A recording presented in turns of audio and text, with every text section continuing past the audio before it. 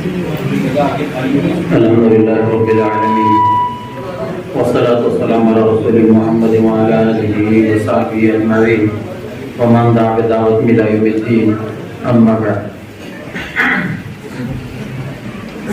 أعوذ بالله من الشيطان الرجيم بسم الله الرحمن الرحيم إنما يعمر مساجد الله من آمن بالله واليوم الآخر وأقام الصلاة وآتى الزكاة ولم يخش إلا الله فعسى أولئك أن يكونوا من المهتدين صدق الله مولانا العظيم وقال النبي صلى الله عليه وسلم من بنى مسجدا لله بنى الله له مثله في الجنة أو كما قال صلى الله عليه وسلم اللهم صل على سيدنا محمد وعلى آل سيدنا محمد وبارك وسلم.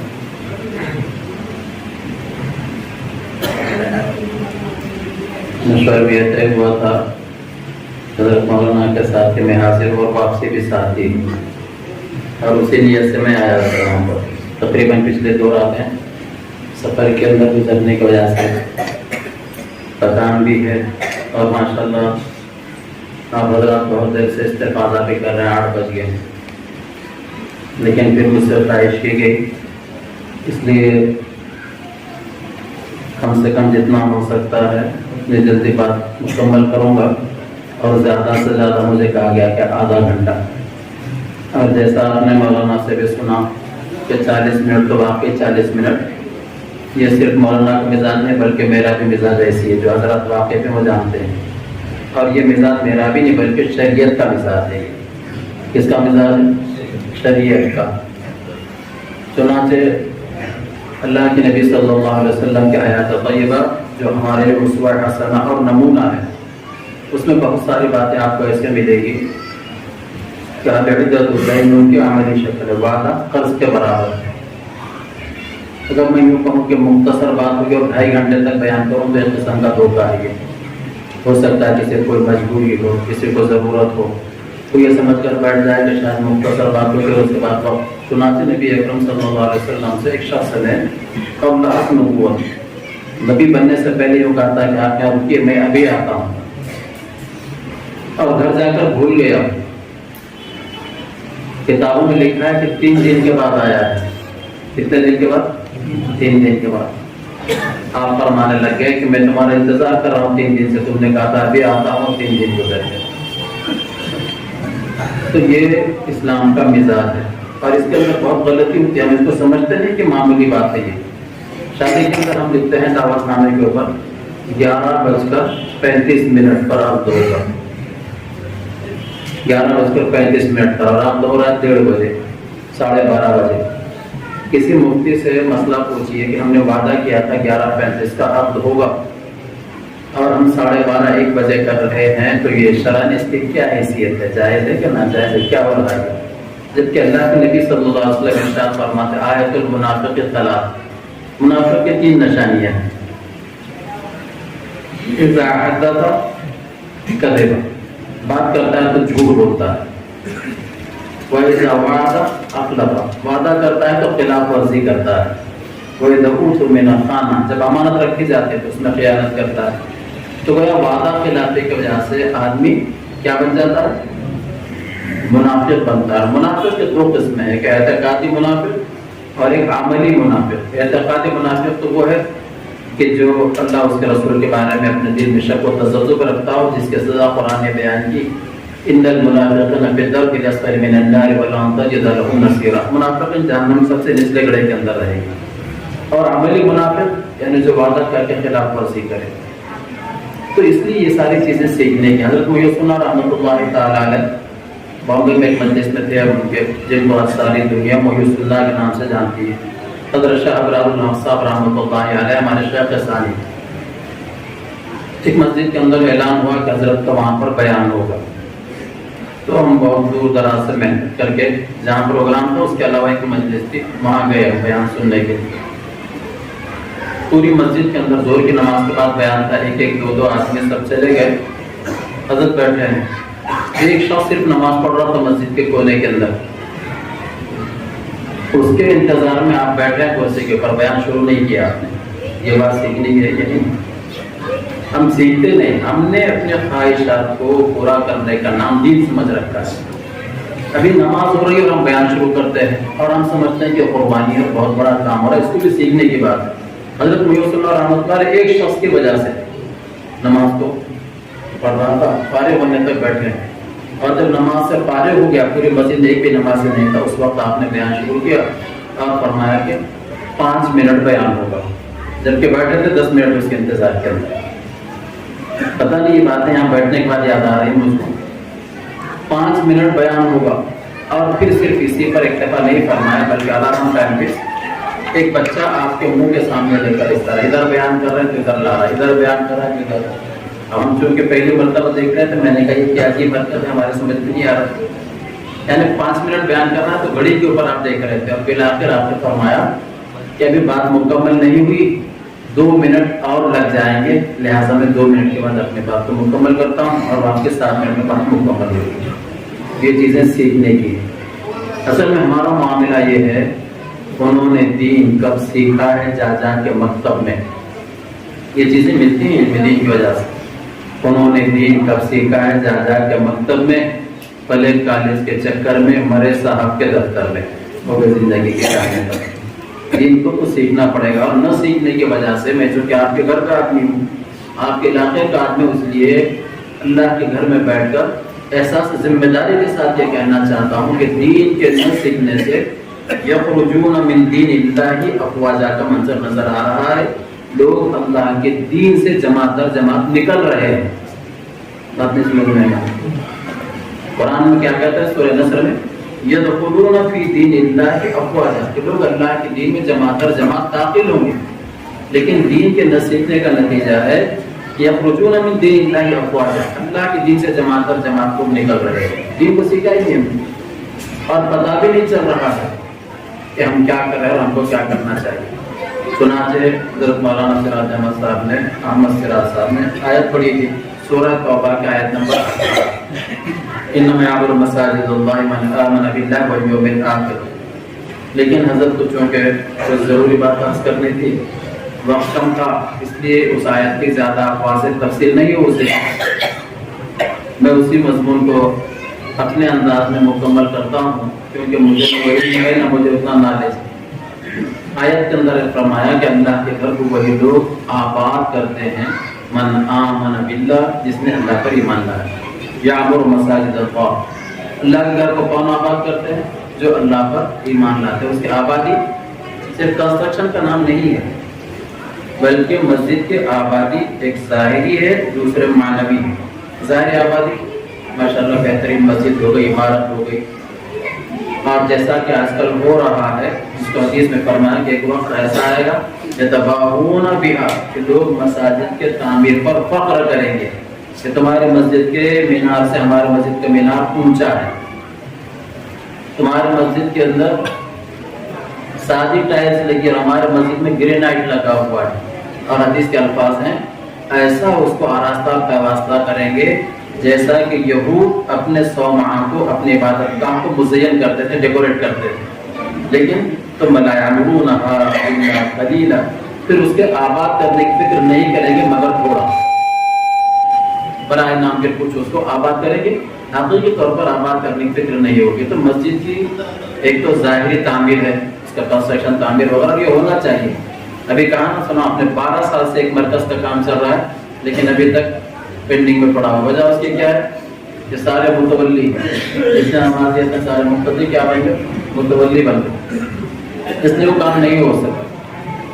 تو اس سلسلے میں بعض لوگ آج بھی یہ کہتے ہیں ہاں اتنا خرچہ کرنے کی کیا ضرورت تھی؟ بولے مسجد، سنا کہ نہیں سنا؟ اچھا، خاص بات ہے کہ عام طور پر ایسے لوگ بولتے جو کچھ دیتے بھی نہیں، جو کچھ خرچ نہیں کرتے، بولتے اتنا خرچہ کرنے کی کیا ضرورت؟ اسی طرح کے اعتراض حضرت حکیم الاسلام قاری طیب صاحب رحمۃ اللہ علیہ کے پاس ایک شخص نے کیا، اتنا خرچہ کرنے کی کیا ضرورت ہے مسجد کے اندر، اتنا پیسہ لگانے کی کیا ضرورت؟ حضور کی مسجد تو چھپر کی تھی، کھڑا رچا ہوا تھا پتھر، اس کے اندر کھجور کے ستون تھے اور کھجور کے پتوں سے اس کا چھت تھا، لہٰذا اتنا خرچہ کرنے کی کیا ضرورت؟ وہ قاری طیب صاحب رحمۃ اللہ علیہ، جن کو آج حکیم الاسلام کے نام سے ساری دنیا جانتی ہے، بڑا حکیمانہ جواب دیا، فرمایا کہ بے شک آپ کے بات صحیح ہے کہ اللہ کے نبی کی مسجد سادی تھی، چھپر کی تھی، اتنا ڈیکوریٹ کرنے کی ضرورت نہیں تھی۔ پھر اس کے بعد فرمایا کہ اس زمانے کے مکانات بھی ایسے ہی تھے، سمجھ میں آ رہا ہے؟ سادے سیدھے مکانات، جھوپڑے کے، گھاس پھوس کے، ادھر کے ادھر کے سادے مکانات ہوتے تھے۔ اب اگر ہم اللہ کا گھر جھوپڑے کا بنائیں اور میرا مکان 5 اسٹار ٹائپ کا اگر ہوگا تو اللہ کے گھر کی عظمت رہے گی؟ اس لیے فرمایا کہ اللہ کا گھر بھی اچھا ہو لیکن اس میں غیر ضروری خرچ وہ نہیں ہونا چاہیے جس کو اسراف یا تفسیر سے تعبیر کیا جا سکتا ہے۔ ایک تو ظاہری تعبیر، اور معنوی تعبیر یہ ہے کہ نمازوں سے اللہ کے گھر کو اپنی جبین نیاز سے آباد کیا جائے۔ مساجد کے جو اعمال ہیں، آج بھی آپ نے دیکھا ہو حرم شریف کے اندر درس کے حلقے لگتے ہیں کہ نہیں لگتے؟ حرمین شریف میں، مکہ مکرمہ میں بھی، مسجد حرام کے اندر اور مسجد نبوی میں بھی ہم نے خاص طور سے دیکھا۔ ماشاءاللہ 5 حلقہ درس کے اندر میں خود شریک ہوا تھا۔ میری خواہش یہ تھی کہ وہاں کے استاد سے میری نسبت ہو جائے، اپلیکیشن لکھنا پڑا، درخواست لکھی، اس کے بعد قرآن مجید سنایا۔ چھوٹے چھوٹے بچے حرم شریف کے اندر کئی مقامات پر قرآن مجید پڑھتے ہیں، یہ ہے مساجد کی آباد۔ آج ہمارے پاس مکتب کی تعلیم برائے نام رہ گئی ہے، پڑھا تو رہے ہیں، شور شرابہ ہوا ہو رہا، میری باتوں غور سے سنا، اور مجھے اس کی کوئی پرواہ نہیں کہ میری بات کسی کو گرا گزرے، لیکن مکاتب کی تعلیم اگر منظم طریقے سے ہوگی انشاءاللہ ہمارے بچے مرتد ہونے سے بچیں گے، یاد رکھیے۔ اور اگر رسمی طور پر کام ہو رہا ہے، بیگ بہت بہترین ہے ماشاءاللہ، اور یونیفارم بھی بڑا زبردست ہے، اور وہ بڑے مدرسے کا ماشاءاللہ فیس بھی اب 500 روپے مانا دی جا رہی ہے، وہ سب کچھ ہے، لیکن نہ بچے کا عقائد درست ہے، نہ تعلیم کا معیار ہے، تو یہ خیانت ہے، خیانت۔ حضرت عامر رحمۃ اللہ علیہ نے لکھا ہے، جیسے ابھی آپ نے سنا کہ ایسا امام جس کو تفسیر پڑھنا بھی نہیں آتا اس کو امامت چھوڑ دینا چاہیے، اس کے امامت چھوڑ دینا چاہیے۔ ایک بڑی مسجد کے اندر میں لاکھوں شہر کا قصہ عرض کراؤں، نام نہیں لیتا، بعد میں ماریں گے لوگ۔ بڑی مسجد کے اندر میں نماز میں شریک ہوں، رمضان کا مبارک مہینہ، میں عصر کی نماز میں وہاں پہنچا۔ اب ایک صاحب تلاوت کر فضائل اعمال کی تعلیم کر رہے ہیں، اور ماشاءاللہ اپنے آپ کو حافظ بھی کہتے ہیں، عالم بھی کہتے ہیں، اور ہیں بھی وہ، لیکن تھوڑا سا سیکھنا چاہیے۔ فضائل اعمال کی تعلیم کرتے کرتے کہنے لگے کہ عورت اعتکاف نہ کرے، وہ عبارت یہ تھی، عورت گھر کے کسی کونے میں اعتکاف کرے، عورت گھر کے کسی کونے میں، فضائل رمضان کے اندر عبارت ہے لکھی ہوئی، وہ حضرت کہہ رہے ہیں عورت کسی کو نہ اعتکاف کرے، کیا پڑھ رہے ہیں؟ عورت کسی کو نہ اعتکاف کرے، یعنی مطلب ہے کہ عورت اعتکاف نہ کرے بلکہ اپنی طرف سے کسی کو بٹھا دے، تشریح ہو رہی ہے، اس کی تشریح بھی کی ہوگا، برداشت نہیں ہوا مجھ سے۔ نماز سے فارغ ہونے کے بعد سارے لوگ چلے گئے، تو میں نے کہا حضرت حافظ صاحب مقدس اللہ العالی، آپ نے ایسا کیسے پڑھا اس کو کہ عورت کسی کو نہ اعتکاف کرے؟ کیا مطلب ہے عورت کسی کو نہ اعتکاف کرے گا؟ عورت گھر کے کسی کونے میں اعتکاف کری، عبارت پر آپ نے ایسے پڑھی۔ میں نے کہا اس کی اصلاح کر لیجیے، ایک آدھ جملہ کبھی کبھار ہم سے بھی ہو سکتا ہے، لیکن جس کو تفسیر پڑھنا بھی نہیں آتا پھر وہ امامت کیا کرے گا؟ بہت بڑی ذمہ داری ہے امامت کی، بہت بڑی ذمہ داری۔ 5 افراد حرم شریف میں قرآن سنا ہے، مولانا ایک صاحب بھٹ کے لیے آئے تھے یہاں پر، اور میرے ساتھ ایک پڑھے ہوئے مدرسے کے فارغ تھے، عالم دین، کیونکہ سیکھنا چاہیے نا۔ اطلب العلم من المهد الى اللحد، گہوارے سے گور تک، جھولے سے قبر میں جانے تک علم سیکھنا چاہیے۔ میں نے مولانا سے کہا، وہ سب کے نماز سنتے تو ان کا مزاج ہے ایسا، میں نے کہا حضرت میں بھی امامت کرتا ہوں ایک جگہ، اور بغیر تنخواہ کی امامت تھی، اب تنخواہ شروع ہو گئی ہے تھوڑی، 14 سال تک بغیر تنخواہ کی امامت رہی الحمدللہ۔ اس نیت سے امامت کیا تھا، اللہ کا سب شکر اور احسان کہ میری نماز تکبیر اولیٰ کے ساتھ ہو جائے، یہ نیت تھی الحمدللہ۔ فخر کے طور پر نہیں، عاجز بن نعمت کے طور پر عرض کر رہا ہوں، میں صاحب ترتیب ہوں، میں بالغ ہونے کے بعد ایک بھی نماز کبھی میرے ذمہ آج تک باقی نہیں کی الحمدللہ۔ تو اس مسجد میں امامت کرتا ہوں، آپ یہ نماز سن لیجیے، اگر غلطی ہو تو حدیث میں آتا ہے کہ سارے مقتدیوں کا گناہ بھی امام پر ہوگا، اپنے علاقے میں امام کی بوکانڈی پر ہوگا۔ کہاں ہوگا؟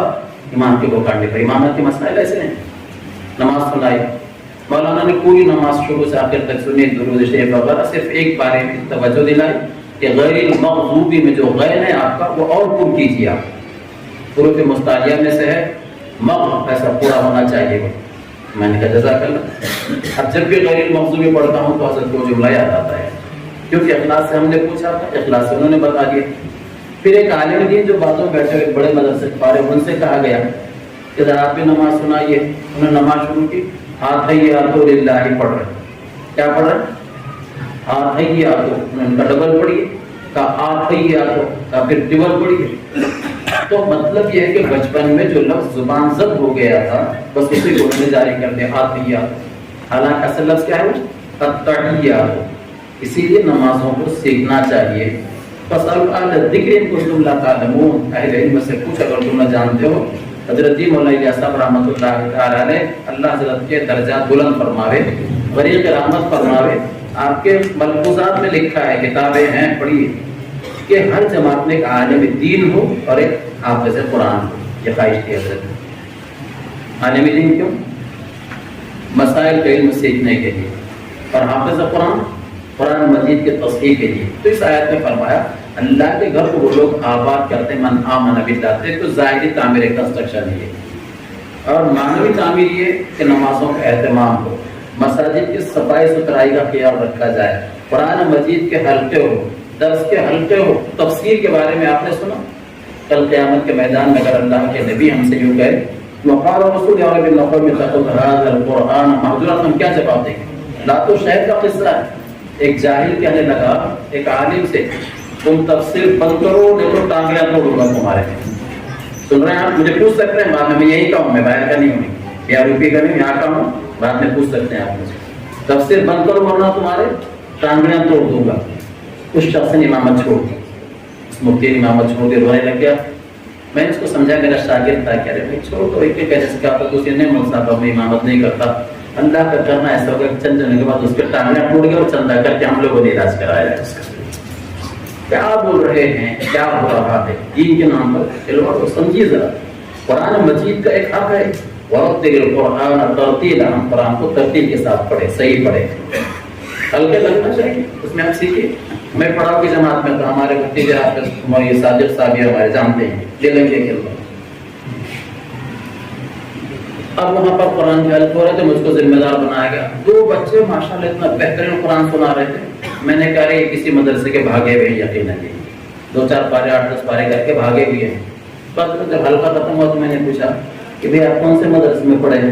بچے کہنے لگے چلتو علوم پھر تو علوم میں پڑھے ہیں۔ میں نے کہا کون سا مدرسہ ہے؟ اس کو محتمل کو نے کہا، یعنی دعوت و تبلیغ کے اندر میں نے ان کو چوما پیش آنے کی، میں نے کہا اللہ جزا کر دے، کیا بہترین قرآن تم نے پڑھا ہے۔ ہوتا ہے سیکھنے کے بعد۔ تو قرآن کے حقوق ہم پر، ایک حق یہ ہے کہ ہم قرآن کو ترتیل سے پڑھے، صحیح پڑھے۔ دوسرا افلا تدبرون القرآن ام علی قلوب اقفالها، قرآن مجید پر تم غور نہیں کرتے، دلوں پر تالے پڑے ہوئے ہیں، قرآن کو سمجھنا چاہیے۔ اللہ غریق رحمت فرماوے حضرت مولانا شجاع الدین صاحب رحمۃ اللہ تعالی علیہ کو، ہمارے پاس 1979 میں 1979 کے اندر میں نے مشورہ کیا، حضرت میں جس مسجد میں نماز پڑھتا ہوں وہاں پر ایک تفسیر پڑھی جاتی تھی مختلف مکتب فکر کے لوگوں کی، اگر میں محرم قرآن لے کر، سادہ قرآن لے کر کچھ آیتیں پڑھ کر ترجمہ کروں تو بہتر رہے گا۔ کیا حوصلہ افزائی کی مولانا نے بھی۔ اس کے بعد قرآن مجید تفسیر شروع ہوئی اور 42 سال سے الحمدللہ مدینہ مسجد میں قرآن کی تفسیر ہو رہی ہے، 42 سال سے، اور 7واں دور چل رہا 42 سال میں۔ اور اب الحمدللہ سورہ مومن کی تفسیر چل رہی ہے، اور یہ پوری تفسیر آن لائن موجود ہے، پوری تفسیر اب کے مرتبہ کی۔ تو قرآن کا دوسرا حق یہ ہے کہ ہم قرآن مجید کو سمجھیں، لیکن تعجب ہے کہ تقریباً لوگ اٹھ کر چلے جاتے ہیں، برائے نام کچھ لوگ بیٹھتے ہیں، ایسا معلوم ہوتا ہے کہ ان کو قرآن مجید کی ضرورت ہی نہیں، اور باہر جا کر ہوٹلوں پر، پان کی ٹکریوں پر بیٹھتے ہیں اور ہم کہہ رہے متی نصر اللہ، اللہ کی مدد کب آئے گی، اللہ کی مدد کب آئے گی۔ ابھی آپ نے سنا، جو قرآن سے اپنے آپ کو جوڑتا ہے اللہ تعالیٰ اپنے ذات سے جوڑ کر اپنی مدد نصرت اس کے شامل حال فرمائیں گے۔ سمجھ میں آ رہا ہے؟ قرآن سے اپنے آپ کو جوڑنا۔ حضرت محی سنہ رحمۃ اللہ تعالی علیہ، ان کے متعلق حضرت شیخ زکریا رحمۃ اللہ تعالی علیہ نے مدینہ منورہ میں خواب دیکھا۔ کام کی بات یاد آئی، سنی، کہاں خواب دیکھا؟ مدینہ منورہ میں حضرت شیخ زکریا رحمۃ اللہ علیہ خواب دیکھنے والے، اور نبی اکرم صلی اللہ علیہ وسلم حضرت شیخ زکریا سے فرمایا زکریا جانتے ہو ابرار ہر سال حج کے لیے کیوں آتے ہیں؟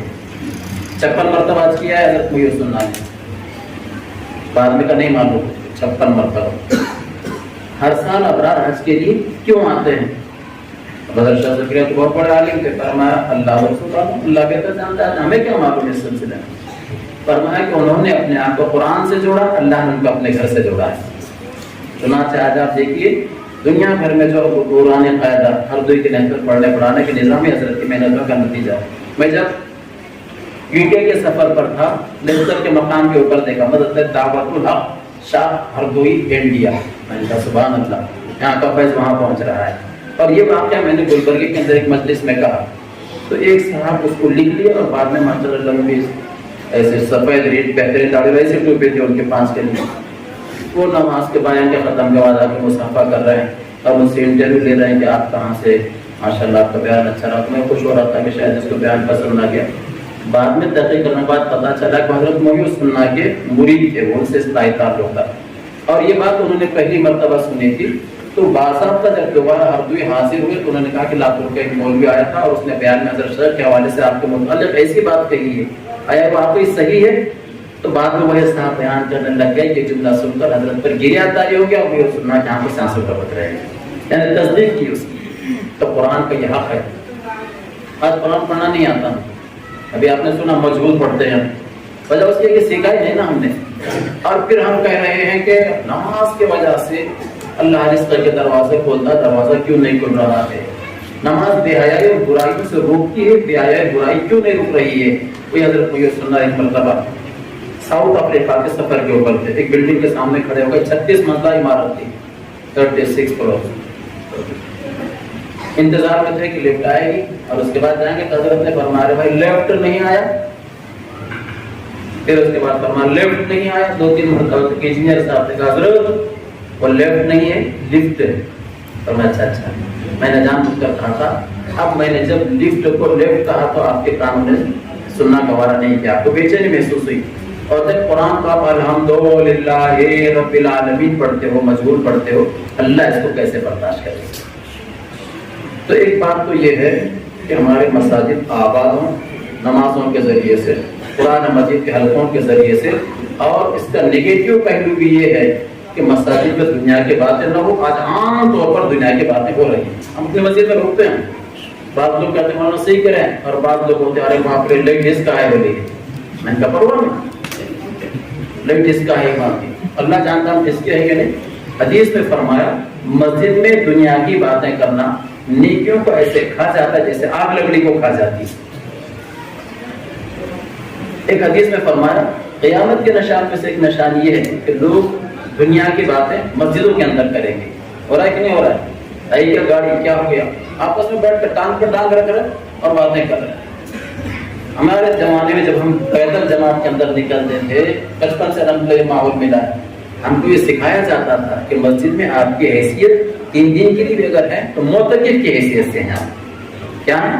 معتکف کی حیثیت سے آپ نے اعتکاف کی نیت کر لینا چاہیے۔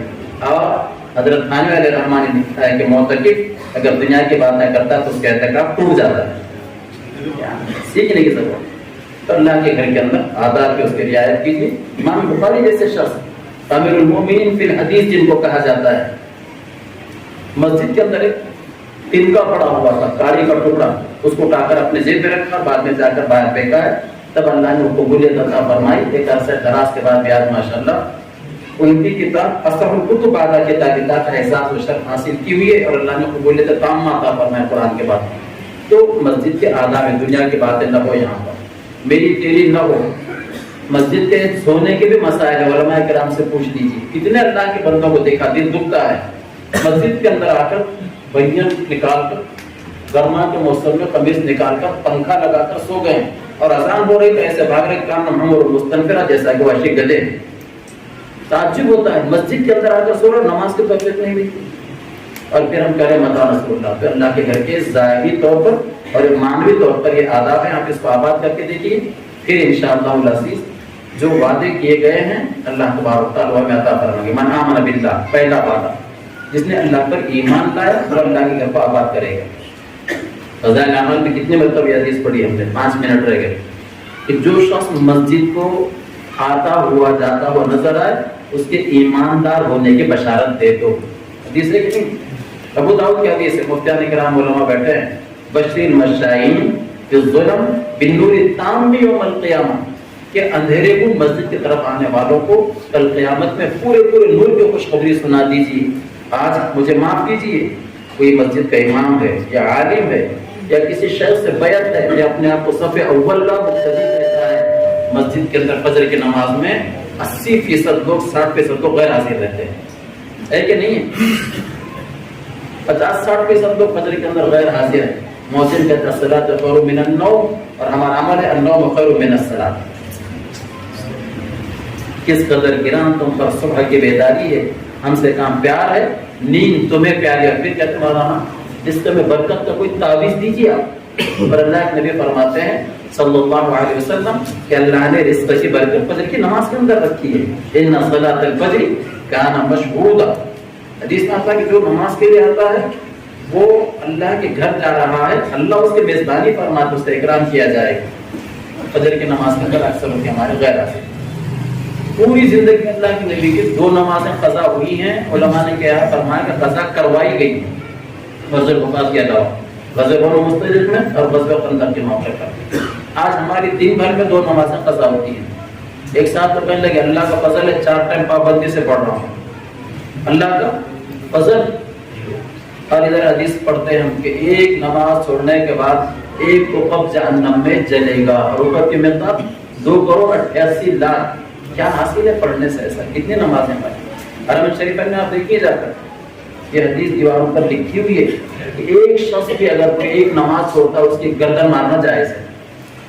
نمازوں کہتے رہو اللہ کے گھر کو آباد کیجیے، ورنہ کہیں ایسا نہ ہو مسجد تو بنا دی شب بھر میں ایمان کی حرارت والوں نے من اپنا پرانا پاپی ہے برسوں میں نمازی بن نہ سکا. جب مسجد کی اس کے آداب کے ساتھ رعایت کی جائے گی تو انشاءاللہ اس کی برکات ہوگی. مسجد کے بارے میں جانتے ہو کیا ہے قرآن میں؟ سورہ جن کی آیت ہے وَأَنَّ الْمَسَاجِدَ لِلَّهِ فَلَا تَدْعُوا مَعَ اللَّهِ أَحَدًا. مساجد اللہ کے لیے، اس کا گھر ہے مسجد، اللہ کا گھر ہے. بیت اللہ اللہ کا گھر ہے. کیوں کہا گیا اللہ کا گھر؟ اللہ کا رہتے ہیں یہاں پر جی تعظیماً تشریفاً تکریماً، عزت و احترام کے تحت اس کا اللہ گھر کہا گیا. اللہ کے گھر کا اکرام ہونا چاہیے کہ نہیں چاہیے؟ اللہ تعالیٰ مجھ کو آپ کو عمل کے توفیق عطا فرمائے. ذہن میں کچھ خاکہ نہیں تھا، غیر مرتب کچھ باتیں آئی، لیکن ہم کوشش کریں چراغ سے چراغ جلتا ہے. بعض جگہ دیکھا گیا دکھ ہوا مسجد میں بیٹھ کر گھوم کے کھا رہے ہیں. آپ نے بھی دیکھا ہوگا کہ میں غلط کہہ رہا ہوں جی، جبکہ بخاری شریف کی روایت سے حوالہ ذکر کر رہا ہوں. 1 منٹ باقی تھا اس لیے میں نے حدیث سنائی آپ کو کہ جو اس بدبودار درخت سے کھائے فلا یقربن مساجدنا، ہمارے مسجد کے قریب ہرگز نہ آئے. اور اس سے علماء نے لکھا ہے کہ پیاز اور لہسن کھا کر آنے والا مسجد کے قریب نہ، اس سے بدبو آتی ہے. فَلْيُتَعَذَّبْ بِهِ الْمَلَائِكَةُ، فرشتوں کو تکلیف ہوتی ہے. حتیٰ کہ اصحاب ظواہر کے نزدیک پیاز اور لہسن کھانا حرام ہی ہے. اب ہمارے نزدیک کچا کھا کر مسجد میں نہیں آنا چاہیے، لیکن مسجد کے اندر بیٹھ کر گھوم کے کھا کر لیجیے بولے حضرت آپ ہیں ماشاء اللہ. مسجد کے اندر کیا ہو رہا ہے؟ پھر ہم انتظار کر رہے ہیں متى نصر اللہ. یہ ایک عام بن گیا معاملہ. اور یاد رکھو من سن فی الاسلام سنۃ حسنۃ فله اجرها واجر عاملها ومن عمل بها.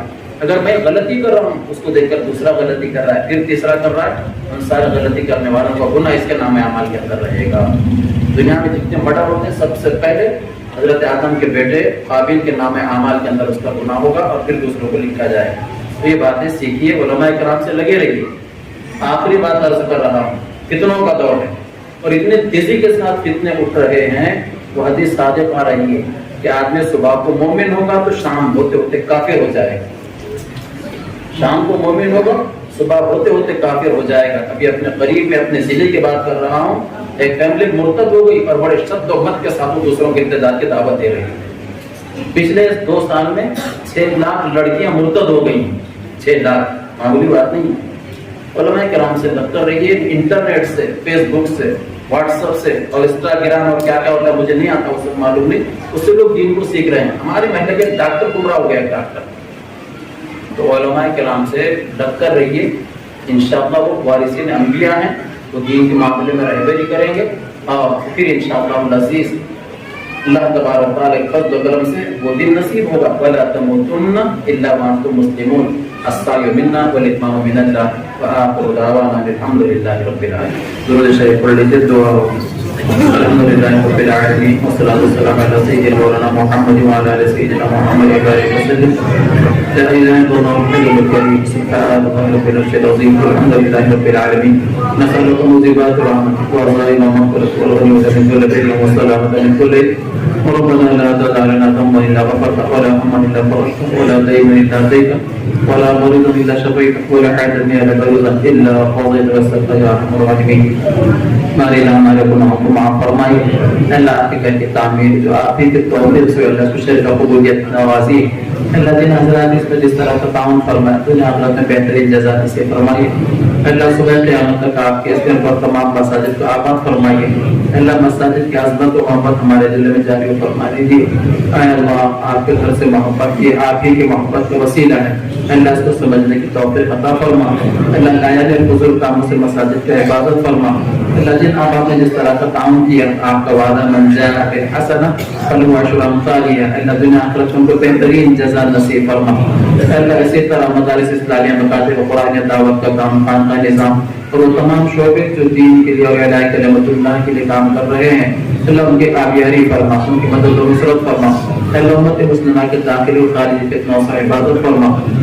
اللہ اس مبارک و مسعود موقع پر ہمارے لیے سعادت دارین مقدر فرما. شرور فتن و بلیات سے حفاظت فرما. اللہ ہم تمام کے مرحومین کی مغفرت فرما. ان کے قبروں کو جنت کے باغوں سے پاک بنا دیجیے. جو بیمار ان کو شفا کے لیے نصیب فرما. اللہ مجمع آپ کے سامنے دست سواد دراز کیے ہوئے ان کے جائز مرادوں کو پورا فرما. اللهم انا نسألك كل الخير عاجله وآجله ونعوذ بك من الشرور والفتن ما ظهر منها وما بطن ونسألك من خير ما سألك نبيك محمد صلى الله عليه وسلم ونعوذ بك من شر ما استعاذك نبيك محمد صلى الله عليه وسلم وأنت المستعان عليك البلاغ ولا حول ولا قوة إلا بالله. سبحان ربك رب العزة عما يصفون وسلام على المرسلين والحمد لله رب العالمين.